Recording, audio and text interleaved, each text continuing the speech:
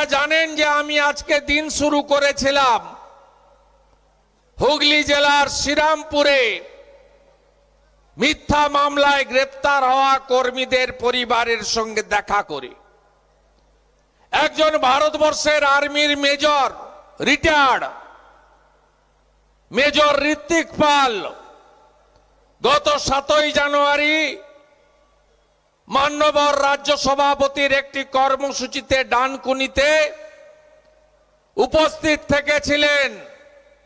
9 তারিখে তার বাড়ির দরজা ভেঙে, যিনি তার নিজের যৌবনের অনেকটা সময় দেশ ও মাতৃকার জন্য ব্যয় করেছেন, তাকে গ্রেপ্তার করে নিয়ে যাওয়া হয়েছে। আজ পর্যন্ত তিনি জামিন পাননি।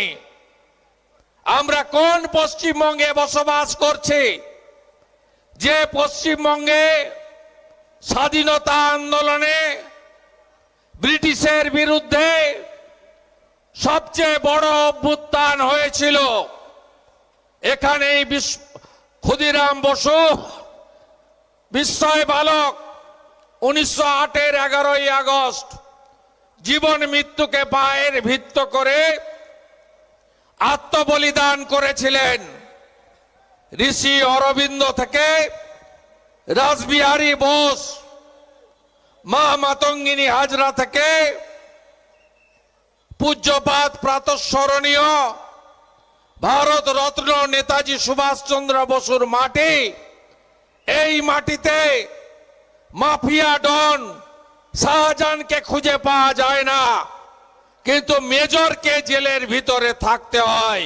তার বাড়িতে আমি দেখা করে আজকে এখানে আসছি। তাই পশ্চিমবঙ্গের যে অবস্থা, এই অবস্থা বদল করতে গেলে আগে দক্ষিণ 24 পরগনাকে জাগতে হবে। এই দক্ষিণ 24 পরগনায় গ্রামের পর গ্রাম, বিশেষ করে আমাদের দলিত সম্প্রদায়, আমাদের হিন্দু সম্প্রদায়, তাদেরকে কিছু গুন্ডা, কিছু মস্তান পুলিশের সাহায্য নিয়ে বন্দুকের নলের সামনে এই দক্ষিণ 24 পরগনাকে কার্যত মুক্তাঞ্চলে পরিণত করেছে। সব সংখ্যালঘু মুসলিম খারাপ নয়, রাষ্ট্রবাদী মুসলিম যারা, তারা আমাদের সাথে আছে, আমরা বিশ্বাস করি। আর এরা কারা?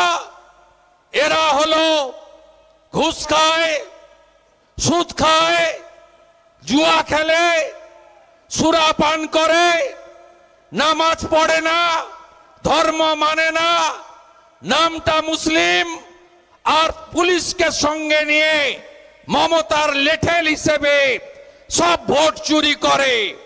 এখানে যারা আছেন, পঞ্চায়েতে ভোট দিতে কতজন পারেননি হাত তুলে দেখান আমাকে। কতজন পারেননি আপনারা?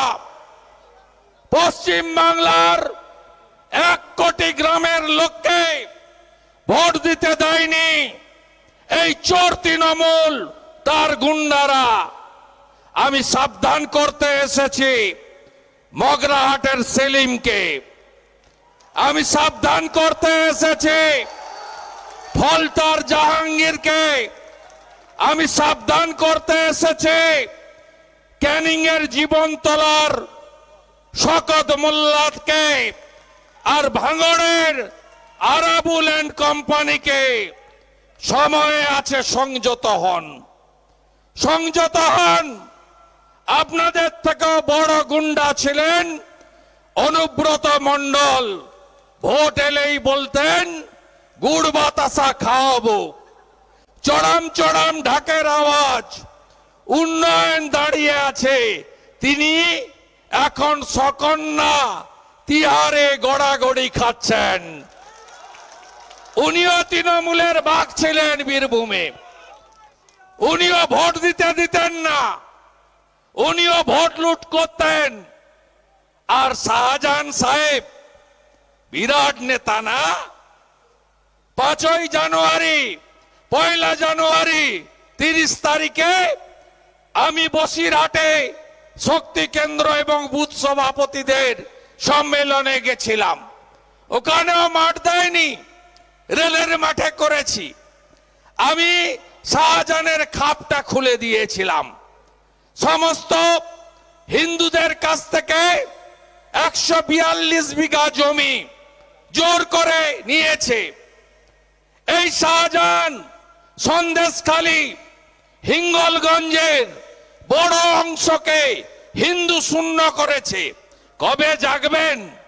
ঘুমাচ্ছেন তো আপনারা? কবে জাগবেন? এখন অবধি পশ্চিমবঙ্গে 9000 গ্রাম হিন্দু শূন্য করেছে এই চোর মমতা আর তার চোর বাহিনীরা। কবে জাগবেন? লড়বেন না? বদলা নেবেন না? বদলা নেবেন না? ভোট আমরা করিয়ে দেব।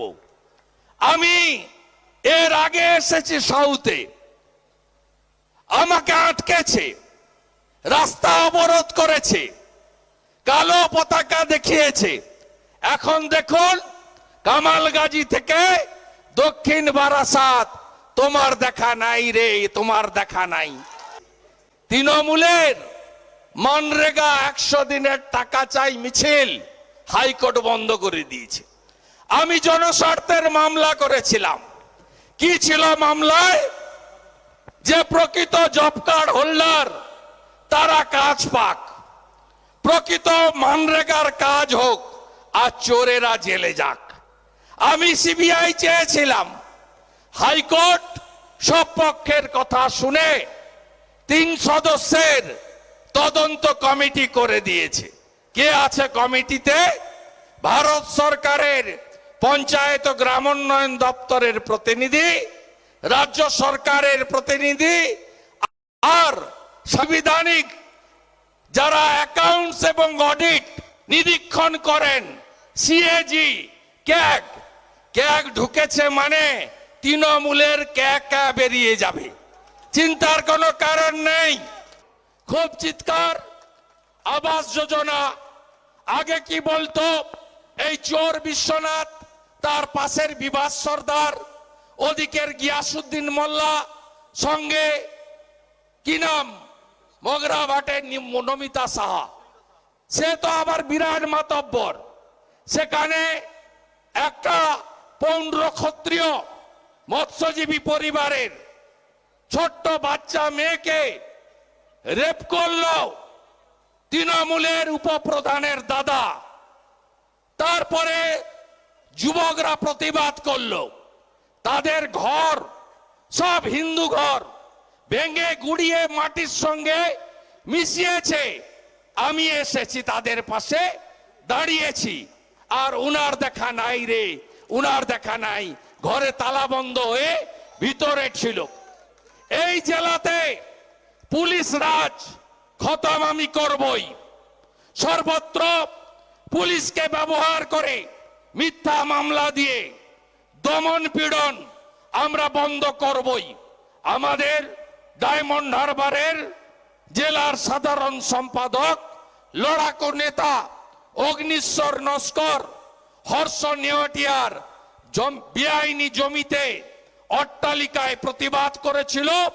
তাই চোর মমতা তার চোর শিল্পপতিকে বাঁচাতে অগ্নিশ্বরকে জেলে নিয়েছে।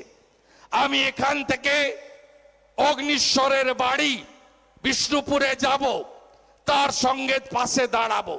এই দক্ষিণ 24 পরগনাতে এদেরকে উৎখাত করতে হবে। জেলা পরিষদে মিস্টার 7% জাহাঙ্গীর বাবু, তারা লুট করছে। এই জেলাতে 2021-এর নির্বাচনের পরে এই জেলাতে কিভাবে অত্যাচার হয়েছে, কে কে ঘর ছাড়া হয়েছিলেন হাত তুলবেন? ঘর ভেঙেছে কতজনের? কিভাবে অত্যাচার করেছে? আমার সংখ্যালঘু মুসলমান ভাই বন্ধুদের আমি বলবো, লাইন দিয়ে ভোট দিয়েছিলেন মমতাকে।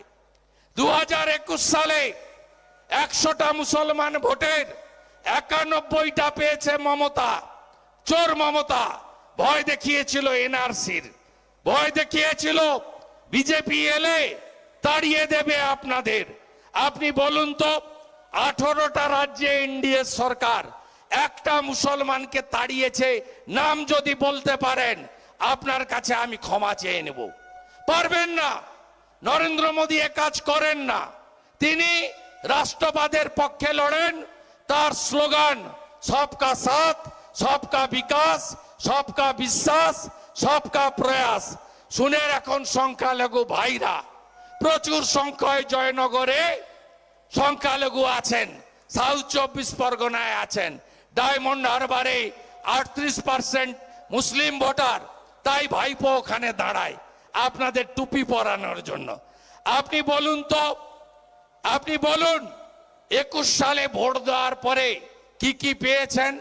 প্রথমে বাগনানের আমতায় আনিস খানকে ছাদ থেকে ঠেলে ফেলে মেরেছে।